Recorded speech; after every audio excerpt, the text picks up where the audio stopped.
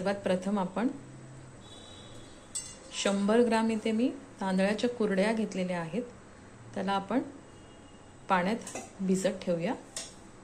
एक बाउल घ्यायचा, टाकून घेऊया।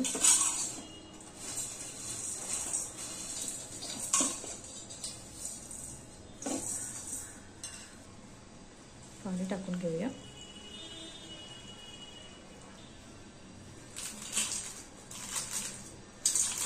पाण्यामध्ये हे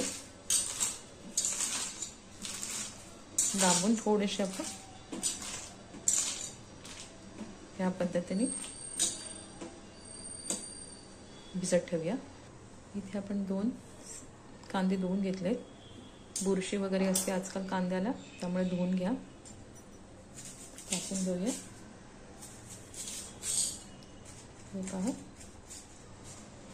जी काळी रंगाची बुरशी असते ना, ती स्वच्छ धुवून घ्या, ती चांगली नसते तब्येतीसाठी।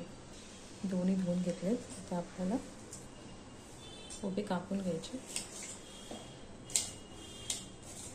जितके पातळ कापता येतील तितका कांदा पातळ चिरायचा।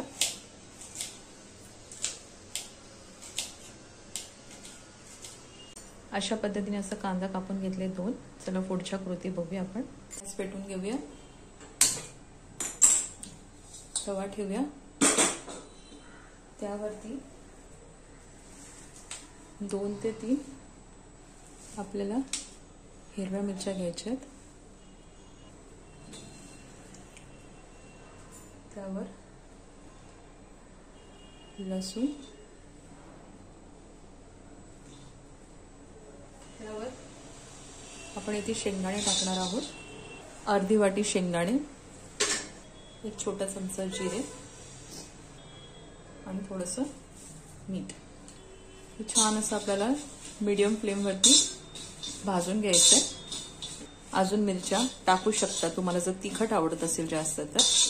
या पिवळ्या मिरच्या जास्त तिखट नसतात, त्यामुळे तुम्ही जास्त कमी करू शकता। हे पहा छान भाजून झालेलं आहे। आपण आता इथे गॅस बंद करूया आणि तुमच्याकडे खलबत्ता असेल त्यामध्ये टाकून आपल्याला हे चांगले ठेचून घ्यायचं।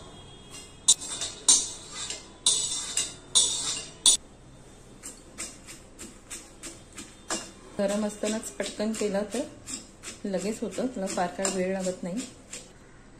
हे छान भिजले गेलेत, आपण यातलं पाणी काढून घेऊया। गॅस चालू करूया, कढई ठेवूया, थोडं तेल घेणार आहोत, 1 चमचा। तेल गरम झालं की आपण फोडणीला कांदा टाकूया।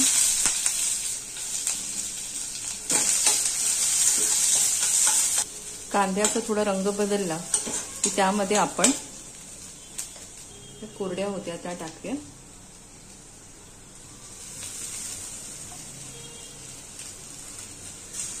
मिक्स करून घेऊया।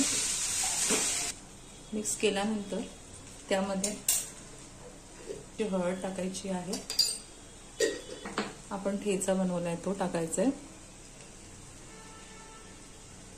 मीठ टाकताना लक्षात ठेवा, कुरड्यांना आधीपासूनच मीठ असतं, तर त्याप्रमाणे तुम्ही ऍडजस्ट करा मीठ। हे सगळं एकत्र मिक्स करून घेऊया।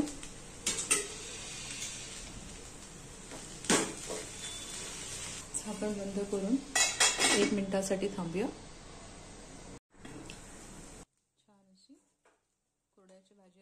कुरडई भात आपला तयार आहे। सकाळी डब्यासाठी तुम्ही असाच मुलांना दिला तरी ते आवडीने खातील। चवीला खूप छान लागतो, कारण आपण एक प्रकारे कोणत्याच पॅकेट मसाल्याचा वापर न करता आपण ताजा मसाला बनवून ह्यात टाकलेला आहे, त्यामुळे चव खूप छान उतरते या कुरड्यांमध्ये। तर नक्की एकदा करून पहा आणि मला सांगा कसा झालाय तो। आपण भेटूया पुढच्या रेसिपीमध्ये, तोपर्यंत बाय बाय, टेक केअर।